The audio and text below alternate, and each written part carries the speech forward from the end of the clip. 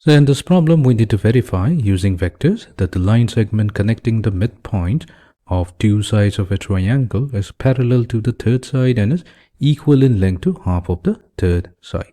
Okay, let us begin. So first, let's construct a triangle with vertices A, B and C. So we will consider a point O, which is going to be the origin of a coordinate system. Now if we joined point O and point A, that's going to be the position vector of A with the vector directed from O towards A. Similarly, we can join point B and point A. That's going to give us the position vector of point B with a vector going from O towards B, and similarly for the vertex C as well. So we're going to name the position vector of the vertices A, B and C as A vector, B vector and C vector. Then we will be considering 2 points. One point, we are going to name it as the point E, which is going to be the midpoint of the side AB. And then we have the point E. E is going to be the midpoint of the side AC. Fine. Now, since D is the midpoint of side AB, we can say that D divides AB into ratio 1:1. And now we can apply the internal section formula to find out the position vector of point D. So position vector of the point D using the internal section formula will be OD vector given by 1 times the vector B added to 1 times the vector A divided by 1 plus 1. Or in other words, we have A vector plus B vector divided by 2.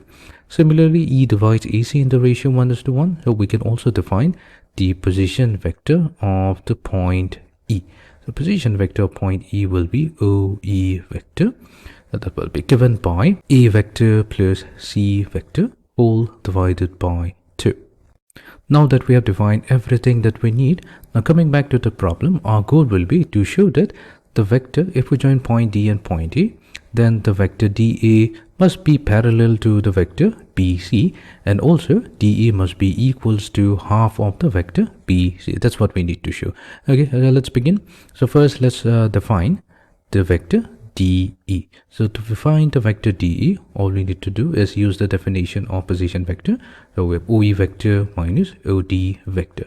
So what is OE vector here? So OE vector must be A vector plus C vector divided by 2 minus OD vector. So that's A vector plus B vector divided by 2. Okay, now that is going to give us C vector minus B vector divided by 2. Or we can simplify this to get half multiplied to C vector minus B vector. Now C vector, that's the position vector of point C. So we can simply replace with OC vector, and B vector is the position vector of the point B. Now what is OC vector minus OB vector? So that's nothing but the vector BC. So here we have obtained DE vector equals to half of the vector BC. So one part of the proof is done, and since half is a scalar, so here we can say that DE vector is going to be parallel to BC vector. So we have successfully proved the problem.